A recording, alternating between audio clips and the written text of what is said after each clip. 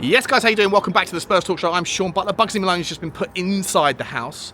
She's got a bad toe, bad paw, and yeah, it was difficult. So put her back in. I'm coming out for my own stroll with you to get today's transfer news, views, and clues off my chest for you. It is Tuesday, guys. Happy Tuesday. How you doing? I hope you're keeping yourselves out of trouble and doing the things that you love to do with those that you love to do them with. Guys, do me a favour, smash the like button for me on the video, smash the subscribe if you haven't already, hit the notification button, and drop a comment, let me know your thoughts on today's topic. How quick was that? All one take Tottenham. We don't have the editing capabilities right now to be able to jump in and give the kind of the effects and the hexagonals of data, gold, the green bars of truth and the red bars of concern. Remember all those wonderful things that I tried to bring to you to break up the monotony of my irritating, ongoing sound bites.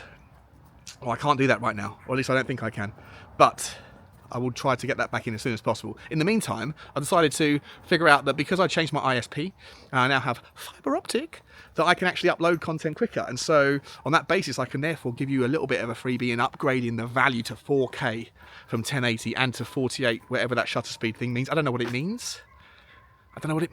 But it sounded like it might be better for you, so I thought I'd do it. Anyway, guys, how are you? Let's get into today's transfer news, views, and clues. We got some good ones for you today. First and foremost, we have Christian Romero to Manchester City. Apparently they are going to bring in some new players, get rid of some old faces over at City. Is the decline there endemic? Is it just temporary? Is it based in their ageing squad? Is it somehow related to maybe the 115 charges is catching up with them? Maybe people know things, but either way, there's definitely something going on over there, and the energy isn't quite what it used to be. And so, what do you need? Will come with the hour. Come with a Romero, a Rom Bomb. Is that the sort of person that's going to fit? Is he going to be the difference? I think there's logic to it, if I'm entirely honest, much like there is at Real Madrid. And I think that Tottenham could command a very, very juicy fee given the man's CV. World Cup winner, basically thought of as Tottenham's defensive lunatic, but at the same time has absolute genius within him at times, and one of the best passers of the ball, in my opinion, as a centre-back in the Premier League. And look, he needs a new contract at some point. There's rumours that Tottenham was supposed to be signing or trying to convince him to sign one in January. That was the process, was going to start there, the genesis of the process. He wants reassurances that Tottenham have ambitions to march serious title challenges and at the very least be a never present in the Champions League. And those sorts of reassurances, whilst understandable for a guy who's won the World Cup, I think are difficult to offer simply because there's so much value, so much competition, so much quality, and all of the teams that are around us are well resourced and have ambitions to do the same. And it's a very tight-knit group of like maybe 2 or 3 teams that are slightly better at the top, and then after that maybe 7 or 8 that are all sort of in there fighting for honours. And it's difficult to be able to kind of make promises, reassurances around the effort, but the output is difficult to make promises that you can't really keep necessarily all the time. Anyway, to me, I would argue that he is a good fit for City. I think he's a really good fit for Real Madrid. I think that his ball playing stuff is obviously, as I said, one of the best in the game. And I think his vulnerabilities, if you like, with regards maybe decision making, temperament, that sort of stuff can be probably managed better with certain managerial types that have that kind of unbelievable command of the respect of any player, and someone like Pep Guardiola certainly has it. That's not to say or suggest that he doesn't respect or disrespects Ange or the previous manager at Tottenham. I'm just saying that maybe the ability to communicate easier with your coach, but both speaking the same language, is a way to kind of foster a different output whereby you can rely on his good stuff and not necessarily get caught up in the bad stuff quite as much. And maybe that is where the value is. For me, I would sit there and say also there's a horses for courses argument, and whilst Ange ball and Pep ball, if you like, are not too dissimilar, I do think that there is a narrative that for the right price you could then go and reuse that resources and find the future Romero replacement that has slightly more of a better fit for an Ange system, providing that Ange is here to stay. And of course, I'm always on board that notion, because the longer he's here, the better he's doing. And whilst I've said many times now, I've said it even before Ange Ball was the next guy, I always said after Conte, whoever the next guy is, he won't be the guy. It's the guy after the guy who will probably be the guy, if that makes sense. Because I think that the pendulum has to swing in order to get us back to what we want, the philosophy and the football and everything else, but that will probably require, you know, a large shift that will be too much for one man to take on, with the changeover of the squad, the focus on youth, and just the amount of things that have to fall into place, and then the general kind of relationship with how much time managers are afforded to get results. It would be unusual for me, and a big surprise, that if the next guy was going to have enough wiggle room to get that stuff done in the time that's afforded them. And so I still maintain that whilst I like Ange, I like his football, and I have issues with Ange at times, many, but I'm all for, and I'm very much rooting for his success. And I think that we have a chance this season. We're still in 3 cup competitions, and there's no reason to think that we can't on our day beat anybody in any of those competitions. So there's chances this season to have success. But in terms of consistent success, the thing that we all want, not just flashes in the pan, but kind of constant movement towards the top end of the table and the top seating at the top table, I think that it's going to be easier for the next manager to take that mantle, take that baton and run with it, because the amount of quality we have in the youth, sort of the 18, 19-year-olds, they'll probably be slightly more mature. And like I say, he will be a beneficiary of the work that Ange is putting in now. Rome wasn't built in a day. And my word, have we been patient as Tottenham fans. And so I think that there's probably going to be one more project that I'm not yet ready to see. But when it happens, I think that guy will have the best opportunity for success. Albeit, we'll see what the external variables are at the time. For me, Romero, I think you can find a replacement that is a better fit for this system, one that's more athletic, one that's more aerially dominant, one that possibly has a better ability to communicate with teammates, and one that is probably a little bit calmer and has that less likely tendency to be rash, where in moments it can be fantastic and it can be the difference in awakening a team out of like a slumber on a match day. And that challenge can be the guy, can be the moment that kind of is a catalyst for a resurgence. But also, if he gets it wrong, and he has done many times, can also be the catalyst for our undoing. And as I say, I think there's other options out there. So I'm not against the idea of selling Romero for the right price, but I would much rather it go to an overseas team like a Real Madrid than a Manchester City. Do I think that there is the same impact of selling a star in your team to a competitor? Not like a Harry Kane kind of contrast. I actually just don't really feel like the Manchester City and Tottenham will do business whilst Pep is there. He's spoken so badly about Daniel Levy in interviews and press conferences, more so than I've ever heard him speak about any chairman. In fact, I've never heard him speak about another chairman, but he does like to talk about Daniel Levy, and Daniel Levy is not afraid to dig his heels in over transfers, as we know. So I would be surprised if there was business to be done there. But City do definitely need to shake things up in their squad. They've got a lot of players that are just a little bit past it now, and the commands and the demands of Pep ball, at this level and the frequency of games, it's not just the likes of Gundogan and maybe Silva that maybe need to be moved on to pastures new, and maybe De Bruyne at some point. Those guys are all getting on, but there's also probably some need to shake up that back four and figure out what their next generation looks like. And maybe Romero's the guy, but I just don't see it happening. I think he'll be far more likely to go to Real Madrid. Next up, guys, is Geertruida. Remember him? Johnny and I spoke about him thousands of times over the last year and a half, hoping he would come here. Mr. Versatility. Right back, right-sided centre-back, left-sided centre-back, number 6, number 8. Do a bit of everything. Incredibly athletic, incredibly balanced. Can pull inside, can underlap, can overlap, can get forward. Wonderful crosser of the ball, brilliant defensive work, back post header extraordinaire. Lots of only good things to say about this guy. And he's a youngster. Obviously, Arne Slot wanted him, or was thinking about taking him from Feyenoord to Liverpool. In the end, he went to Leipzig, where he's only been for 6 months and got a contract until 2029. That's probably going to put the sort of story to bed anyway, because why would Leipzig sell so quickly? Why would he leave so quickly? There were question marks about his ability to transition from the Dutch league into a stronger league, and of course he's done that. He's done very well in Leipzig, so that question mark has been turned into an exclamation point that he is the guy. And look, I think he will make a move to the Premier League at some point. I think he's intimated that would be something that he has interest in. The price tag, I mean, they're suggesting £50 million, 45 to £50 million, and this is of course something that Tottenham would look into if Pedro Porro was to move to Real Madrid or elsewhere. And like I say, I don't see this one happening. I think it's too early after his move to Leipzig. Leipzig, of course, don't have a problem selling players. They've got a historical track record of selling players at the right price.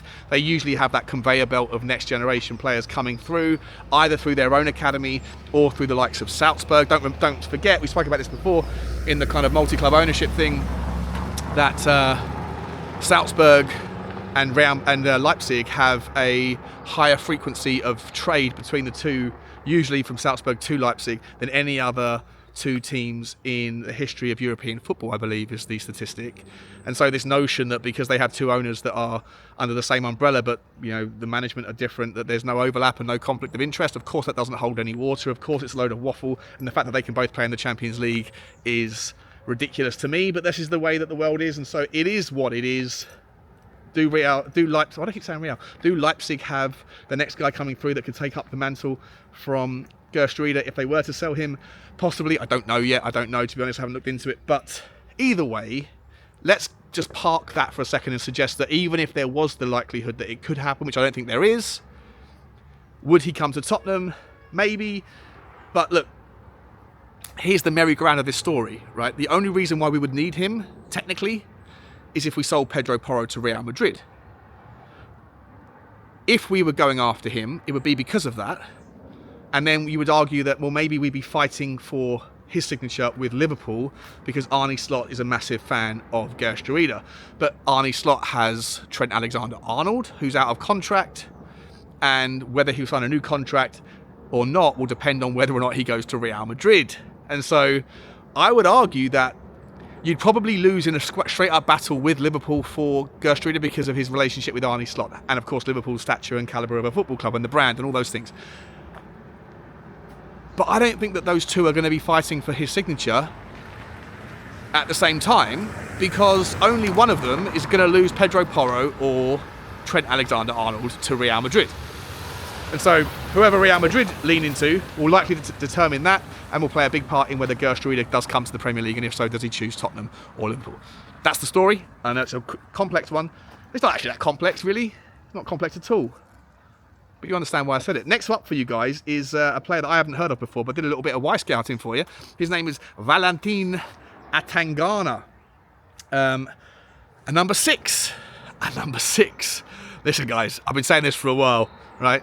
Here is a call for wisdom. Get the one who has insight. Calculate the number of the beast, for it is the number of a man, and his number is 6. 6. 6. Get a 6. Been saying it for 2 years. The Bible's been saying it for about 2000. We need a beast. We don't need a monster 6. We need a beast 6. And look, they come in all different shapes and sizes. Remember N'Golo Kante? Not exactly a physical specimen, a physical beast, but what an unbelievable 6 he was. And this guy, Atangana, is 19 years old. And has been essentially, he plays for Reims, R-E-I-M-S, I don't know how you say that, Reims. He is essentially being given the accolade of being the next N'Golo Kante. N'Golo Kante-esque, is what they said. And there's 26 teams that have put in a request for information around his availability. 19 years old, tearing things up over in Reims, and looks to be the potential, maybe real deal. And of course, Tottenham have a recent track record of doing business in France that most people think of. Oh, you're talking about Tanguy Ndombele, Sean? No, I'm not. I'm talking, of course, about Pape Matar Sarr, who has been a revelation to me. That guy has the ability to cover such unbelievable ground. He can cover every blade of grass 4 or 5 times in 90 minutes and never look like he's breaking a sweat, never look like he's sprinting, because such is the length of his legs and the ability for him to kind of run like a marathon kind of cadence, and yet just gobble up the ground. His ability to interpret where the ball's going to be, to anticipate it, and then to intercept it is sensational. It's second to none, I think, and it's a wonderful thing to see. Is he a 6? I don't think so. I think he's a box-to-box 8. But this guy, Atangana, I don't know too much about him. I've run him through the Y-Scout, looked at the everything reel, the best bits and stuff. I think he looks like a potential candidate. And he is, like I say, if 26 teams are after him and they're all the names that you would expect, then if the story has merit, it's worth thinking about. And for me, the only reason I forgot to do this, and it's such a shame that I have to do this stuff in one take because of hashtag shenanigans are afoot, but the part that I was going to bring in was about Pape Sarr and his interesting. I said about 666, right? Well, Pape Sarr has 6 goals and 6 assists in 66 matches for Tottenham. I wish it was the way I'd float it in my head with the Bible verse. It was going to be about Sarr, then bringing in Atangana because of the link, and I screwed it up. Forgive me. But yeah, look, I don't think Sarr is the 6, but this guy Atangana might be. Listen, I still would point to you in the direction of that video that I did last summer, saying here are the 10 names that I'd look at. You know, one of them was Kolo Muano, right? What's his name? Plays for Roma. Why's my head gone blank? Manu Kolo? Damn it! It's all falling apart. The video's all of a sudden the one take Tottenham's falling apart, but you know what, I'm going to carry on anyway. It's the guy that tore us up in against Roma. He can play 6, 8 and 10. He can play every position really, so good. He was one of the names on the list. There's about 9 others on there that you should go and check out because some of them are still viable and variable and capable to do what we need. And I think that Tottenham's absence of a 6 is too big of an elephant in the room to ignore. You look at, I said it before, you look at Manchester City and the impact of losing Rodri. Imagine if we had our own version of Rodri, just sit in there, protect that back four and do things that I don't think that any of our current crop can do. Bissouma, I just don't see it consistently enough. Benson Court isn't that guy. Occasionally he can play that role. Same with Sarr, same with... Look, I mean, you look at James Maddison, right? I'm going to go off on a weave here, guys, but you know, I was talking about the Romero deal earlier. He wants to be the top earner at the football club and getting all those reassurances. I'm not sure whether that will be a fair reflection on Heung Min's son, who I think is going to get his new contract extension. I think he should be given the highest earner at the club accolade because he's deserved it for a long time. I'd love to be able to show you this, to bring the stat in right now with the editing. I can't, but I'll see if I can find a way to do it in the comment section or whatever afterwards.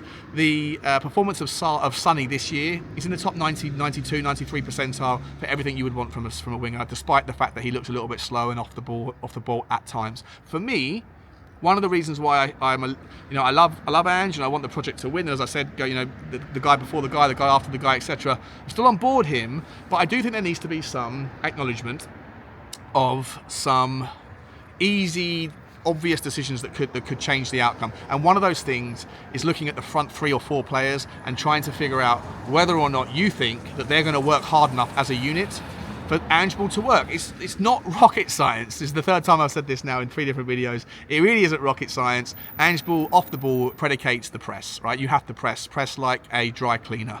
And if you're going to do that, it only works if all of your 10 outfield players are doing it as a unit, hunting impacts. And to me, guys, I would make the argument that 2 of your front 3 have to be, and 3 of your front 4, at bare minimum 2 of your front 4, but ideally at least 3, have an off-the-ball work rate that is palpable and effective, and it can carry the weaknesses in others. And I think if you look, Dominic Solanke, workhorse, necessary linchpin. Even Richalison does work hard off the ball. I just don't think he's great when he wins it. But Dominic Solanke, I'm a big fan of his for his effort and his work rate, and I think it goes understated. Then you have Decky, right? Unbelievable work rate, unbelievable engine, get backs and fights. James Maddison, I mentioned on my Manchester City recap. I was like, that's the James Maddison that you want to see. He got back and he was an ever-present off the ball, sat in front of the back 4 alongside one of the other midfielders, and it was just like an unbelievable performance from him that you saw that he's offering the things that you don't usually see. So more of that, please, James. But against Fulham, didn't see any of that. Didn't see any of it from Brennan Johnson. I've got a real issue with Brennan. Look, Brennan Johnson is a wonderful, wonderful finisher, and he's got 9 goals. But if you're going to rest on your laurels and think that your only measurable and relevant statistic that anyone's going to judge you on in a system that requires the press and work rate off the ball is your output in terms of GA, then I'm sorry, Brennan, not going to happen. You're invisible. Your work rate isn't good enough. Your engine isn't good enough. Your stamina's not good enough, and it hasn't been really since you've been here. There's moments when you put in efforts and I'm very impressed, but there's too many times that you go missing. You're not really dribbling the ball. You don't do a lot apart from back post finishing, which, like I say, is valuable, but you need to do more. Timo Werner, not doing enough in terms of off the ball work. He does more than Brennan for sure, but didn't do enough. And Sonny, he's not an off the ball guy too much. He gets back from the left wing and tries to help out, but let's be honest, he's not really someone who's known for his defensive work rate and his effort and his capabilities and strengths in that and competencies in that department. And so it's okay to have two of those four if you have a Decky and a Dominic Solanke or even a Richalison mixed in there.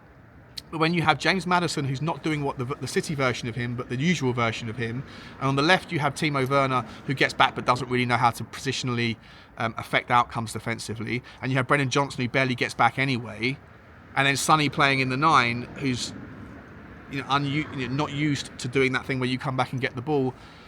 It just, to me, it was an imbalance of effort in the front end that puts all that pressure then on the midfield to win the ball back, and when they can't do it because they're getting passed through the press, when they're trying to press and they're not getting the support from the front guys, everybody gets caught out, and it looked and felt really, really obvious to me and really, really poor in its execution from the guys. And as I say, how much responsibility does Ange take for that? Well, I think he picks the team, and the team didn't need to look the way it did. You've got players in that team that you could be playing. If you're complaining about injuries and tiredness, which I get it, it's a very valid point. I still think that you can make adjustments, and players like Will Lancashire, players like Decky didn't need to be on the bench until the 80th minute or whatever it was, 90th minute in the case of Will Lancashire. Anyway, let's get on with the last two stories of the day for you, because there's quite a interesting one. So first of all, Semanyo from Bournemouth, linked to Tottenham, 24 years old, Ghana international, having a wonderful season. Not for the first season either. He's a really, really talented player, and a player that is sought after by half of the best teams in Europe. Liverpool are very much on the lookout for him because they're probably going to have to at some point look for the next version of Mo Salah. Talking about Sonny, and we're looking for our version on the left. They're looking for his version, for their version of that, and they have earmarked Semanyo as the probable guy. I really like the guy. I think he's very, very, very, very capable, very exciting, does wonderful things with the ball at his feet. Is also someone who gets back and tracks and puts in the effort. So again, capabilities, characteristics of the sort of profile of player that you're going to need for Ange Ball or for the manager after. And when I talk about the next guy, but that's not me trying to expedite the process or even assuming that Ange is going anywhere. It's just the reality of the situation that most managers will not see out the lifetime of a new player that they sign. Most players come in on a 4 or 5 year contract, and in that time, if you're a typical manager in a typical Premier League team, then you're going to go through 2 or 3 of them in your first contract. And if the player stays for 2 contracts, then how many managers are you going to see? Outside of Klopp, David Moyes at Everton, Alex Ferguson, Arsene Wenger, Mikel Arteta, and Pep Guardiola, there's very few managers that have even managed to make 3 years at a football club in the Premier League. So it's an obvious and ever-present thing that you have to be thinking about. Not just is this guy a good fit for this system, but is the guy a good fit for the next system? And I think that Semanyo is a player that does everything that you'd want in that sort of role, but also does the things that sometimes go missing from other players who take on the same sort of responsibilities. Last story for you guys is an interesting one. You know how I'm a GYOKERES monster. I love him. And I said I think it was yesterday's video, go out and get him, sell Richalison, go out and get him, break the bank. Well, guess what? Plattenberg, Bayern Munich, Sky Sports Germany presenter, came out and shed some sort of light on the Harry Kane thing. Not a direct quote, but like an indirect relevance. He said that Bayern Munich are looking at and have added him to the list and made inquiries around GYOKERES. At this stage, that's as far as they've got, and that he accepts that most big teams have done the same thing. But he's saying and suggesting that Bayern Munich are looking for the future, looking for the next guy, and obviously GYOKERES is young, he's done it now at every level, he's just an unbelievable player, pacey, fast, got the footwork, he could almost be a winger, but he's also got unbelievable finishing. I can't believe that Brighton let him go for whatever it was, £500,000 or something silly, and then Coventry let him go for so little. He's just gone through the ranks and just smashing it out of the park wherever he goes, and it's absolutely obvious that he will end up at one of the best clubs in the world. But would you be saying that if you were thinking that Harry Kane is still only 1.5 years into what was a 4-year contract? And I would argue no, because Bayern Munich are not the sort of team that are going to go and buy both or have both fighting for the same spot. That's not the system that they play, and it's not the way that they pay.